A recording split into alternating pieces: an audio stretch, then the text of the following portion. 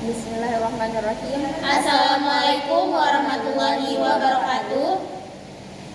Yang kami hormati Bapak Muhammad Ahyar SEMMA selaku dosen pengampu mata kuliah pengantar manajemen. Kami dari kelompok 8 akan mempresentasikan materi ke-8 mengenai rancangan organisasi dasar. Sebelumnya, perkenalkan, saya Ivana Nazalia. Saya Olivia Fariza. Saya Nuraudatul Jannah. Selanjutnya, kami akan langsung masuk ke materi pertama yang akan disampaikan oleh saudari kami, yaitu Nuraudatul Jannah. Kepadanya disilakan. Materi yang pertama yaitu definisi rancangan organisasi. Rancangan organisasi atau organization design adalah keseluruhan rangkaian dari elemen struktural dan hubungan di antara elemen-elemen tersebut yang digunakan untuk mengelola organisasi secara total. Struktur organisasi menunjukkan kerangka dan susunan perwujudan pola tetap hubungan-hubungan di antara fungsi-fungsi atau orang-orang yang menunjukkan kedudukan, tugas dan wewenang, tanggung jawab yang berbeda-beda dalam organisasi. Pengertian di atas memfokuskan pada 3 aktivitas utama, yaitu perumusan peran atau jabatan, proses dan struktur yang menjamin bahwa tujuan organisasi dapat dicapai. Baik, yang kedua yaitu struktur organisasi. Struktur organisasi adalah sistem yang digunakan untuk mendefinisikan hierarki dalam sebuah organisasi dengan tujuan menetapkan cara sebuah organisasi dapat beroperasi, di mana setiap individu atau sumber daya manusia pada lingkup perusahaan tersebut memiliki posisi dan fungsinya masing-masing. Di puncak struktur organisasi biasanya terdapat dewan direksi dan CEO yang bertanggung jawab untuk pengambilan keputusan strategis dan keseluruhan dalam organisasi. Di bawah mereka ada manajer tingkat menengah dan supervisor yang mengawasi fungsi-fungsi operasional. Mereka memastikan bahwa strategi yang telah ditetapkan di tingkat atas diterjemahkan ke dalam tindakan konkret di lapangan. Setiap tingkat dalam hierarki ini memainkan peran penting dalam mencapai tujuan organisasi. Adapun elemen dalam struktur organisasi. Struktur organisasi yang pertama yaitu spesialisasi pekerjaan. Spesialisasi pekerjaan adalah pembagian kerja berdasarkan keahlian atau keterampilan yang dimiliki oleh individu dalam organisasi, agar tidak ada istilahnya pemborongan tugas oleh seseorang sehingga yang lain tidak melakukan hal apapun. Setiap pekerja menjadi ahli dalam bidangnya masing-masing sehingga meningkatkan produktivitas.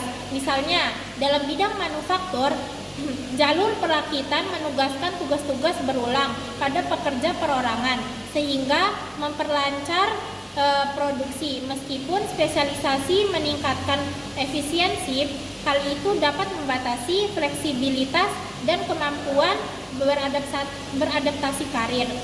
Kemudian dalam spesialisasi pekerjaan itu terdapat keuntungan dan kelemahannya. Adapun keuntungan spesialisasi pekerjaan yang pertama, peningkatan efisiensi pengembangan keahlian, waktu pelatihan yang dikurangi, kualitas yang ditingkatkan, penghematan biaya, dan lain-lain. Kemudian adapun kelemahan spesialisasi pekerjaan, yang pertama keahlian terbatas, kebosanan, kekakuan karir, masalah ketergantungan, resistensi terhadap perubahan. Adapun elemen struktur organisasi yang kedua adalah sentralisasi. Sentralisasi adalah penyatuan segala sesuatu ke tempat yang dianggap sebagai pusat. Dalam sistem pemerintahan, sentralisasi akan berkaitan dengan wewenang pemerintah pusat. Jadi, sentralisasi bisa dikatakan sebagai memusatkan seluruh wewenang kepada sejumlah kecil manajer atau yang berada di posisi puncak pada suatu struktur organisasi. Selain itu, dapat diinterpretasikan juga bahwa sistem sentralisasi itu adalah seluruh decision atau keputusan atau kebijakan yang dikeluarkan oleh pusat dan daerah tinggal menunggu instruksi yang dikeluarkan pusat untuk melaksanakan kebijakan-kebijakan itu. Adapun keunggulan sentralisasi yaitu 1. Organisasi menjadi lebih ramping dan efisien. Seluruh aktivitas organisasi terpusat sehingga pengambilan keputusan lebih mudah.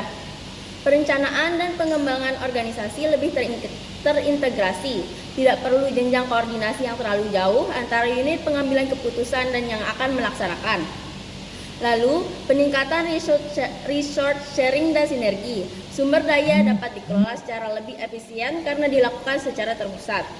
Pengurangan redundancies atau kelebihan aset dan fasilitas lain. Selain memiliki kelebihan, adapun kelemahan sentralisasi yaitu penurunan kecepatan pengambilan keputusan dan kualitas keputusan, demotivasi dan disinsentif sebagai pengembangan unit organisasi, penurunan kecepatan untuk merespon perubahan lingkungan, peningkatan kompleksitas pengelolaan, perspektif luas tapi kurang mendalam. Contoh sistem sentralisasi lembaga keamanan negara yaitu TNI yang melakukan perlindungan pada Indonesia di 3 titik yaitu darat, laut, dan juga udara. Elemen struktur organisasi selanjutnya adalah desentralisasi. Desentralisasi adalah pendelegasian wewenang dalam membuat keputusan dan kebijakan kepada manajer atau orang-orang yang berada pada level bawah dalam suatu struktur organisasi. Pada saat sekarang ini, banyak perusahaan atau organisasi yang memilih serta menerapkan sistem desentralisasi karena dapat memperbaiki serta meningkatkan efektivitas dan produktivitas suatu organisasi. Adapun kelebihan desentralisasi yaitu jenjang manajemen lebih sedikit atau flat, birokrasi berkurang. Pengambilan akan berada pada unit yang sekaligus melaksanakan, lebih responsif terhadap perubahan. Unit organisasi akan lebih mudah menghadapi situasi terkini karena pengambilan keputusan ada pada unit desentralisasi. Lebih mendorong kreativitas dan pengembangan ide baru karena unit-unit organisasi yang ada akan berupaya mengembangkan potensi dirinya. Lalu yang terakhir, kelebihan desentralisasi yaitu motivasi karyawan lebih tinggi. Adapun kekurangan desentralisasi atau kelemahannya yaitu manajer pada tingkat yang lebih rendah dapat membuat keputusan yang tidak sejalan dengan strategi umum perusahaan. Lalu, dapat terjadi kurangnya koordinasi antar manajer. Manajer pada level yang lebih rendah mungkin memiliki tujuan yang berbeda dari tujuan perusahaan secara keseluruhan. Dalam organisasi terdesentralisasi, agak sulit untuk menyebarkan gagasan inovatif secara efektif. Contoh sistem desentralisasi yaitu desentralisasi pemerintahan daerah, di mana pemerintah pusat memberikan kewenangan kepada pemerintah daerah untuk mengurus daerah otonomnya sendiri sesuai dengan sistem negara yang berlaku.